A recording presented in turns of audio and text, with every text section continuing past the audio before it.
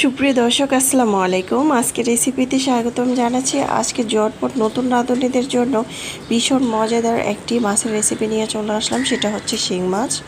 প্রথমে চুলায় একটি প্যান বসিয়েছি, 4 চামচ তেল দিয়েছি। তেলের মধ্যে পেঁয়াজ কুচি দিয়েছি, আধা কাপের মতো কাঁচামরিচ কুচি দিয়েছি, 3-4টার মতো। এখন এগুলো একটু ভেজে নিয়েছি। তারপর আমি এখানে রসুন বাটা দিয়েছি 1/2 চামচ আর আদা বাটা দিয়েছি 1/2 চামচ। এগুলো একটু ভেজে নিচ্ছি যাতে আদা রসুনের কাঁচা গন্ধটা না আসে। সুন্দর করে ভেজে নিতে হবে। তারপরে দিয়ে দিচ্ছি এখানে হলুদের গুঁড়া 1 চামচের মতো, মরিচের গুঁড়া 1.5 চামচ দিয়েছি, আর ধনিয়ার গুঁড়া 1/2 চামচ দিয়েছি। তারপরে এখানে জিরার গুঁড়ো আমি 1/2 চামচের থেকে একটু বেশি পরিমাণ দিয়েছি, পরিমাণ মতো লবণ দিয়েছি। এখন পানি দিব 2 টেবিল চামচ, দিয়ে মশলাটা সুন্দরভাবে কষিয়ে নেব। আর যারা নতুন রাঁধুনি তারা খেয়াল রাখবেন, মশলা যত কষাবেন তরকারি খেতে কিন্তু তত বেশি ভালো লাগবে। একটি তেজপাতা মাঝখান থেকে ছিঁড়ে দিয়ে দিলাম।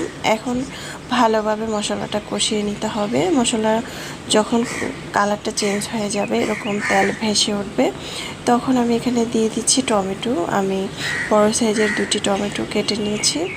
এখন টমেটোটাকে সুন্দরভাবে কষিয়ে নেব মশলার সাথে। দেখতে পাচ্ছেন ভালোভাবে মশলার সাথে কিন্তু টমেটোটা আমি কষিয়ে নিয়েছি। টমেটোটা যখন একটু নরম হয়ে আসবে তখন আমি এখানে দিয়ে দিচ্ছি শিং মাছ। আমি শিং মাছগুলো আগে থেকে হলুদ, লবণ, মরিচ মেখে রেখেছিলাম। আর শিং মাছটা অবশ্যই ভালোভাবে রান্না করার আগে লবণ দিয়ে গরম পানি দিয়ে ভালোভাবে ধুতে হবে, তাহলে শিং মাছের যে একটা গন্ধ আছে সেটা আর থাকবে না, কালো অংশটাও কিন্তু উঠে যাবে। এখন শিং মাছটা আমি সুন্দরভাবে আবারও কষিয়ে নিচ্ছি মশলার সাথে।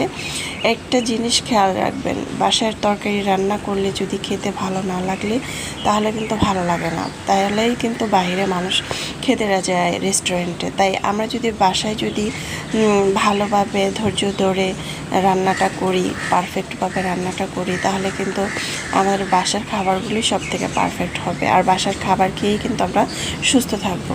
এখন আমি এখানে পরিমাণ মতো পানি দিয়েছি, 2 কাপের মতো পানি দিয়ে নেড়েচেড়ে দিয়ে ঢাকনা দিয়ে ঢেকে রেখেছিলাম।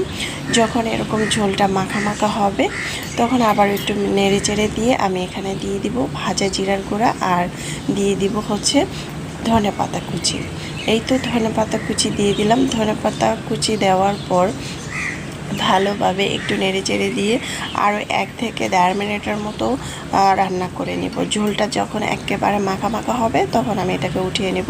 যদি ঝোল খেতে চান সেক্ষেত্রে কিন্তু আর একটু ঝোল রাখতে পারেন। আর এরকম মাখা মাখা রাখলেই কিন্তু তরকারিটা সব থেকে পারফেক্ট হবে। এই তো আমি কিন্তু একটা বাটিতে পরিবেশন করে নিয়েছি। মাশাআল্লাহ, দেখতে যেমন সুন্দর হয়েছে, খেতেও কিন্তু আলহামদুলিল্লাহ। আপনারা চাইলে কিন্তু এটা ট্রাই করতে পারেন। রেসিপি ভালো লাগলে চ্যানেল সাবস্ক্রাইব করে পাশে থাকবেন।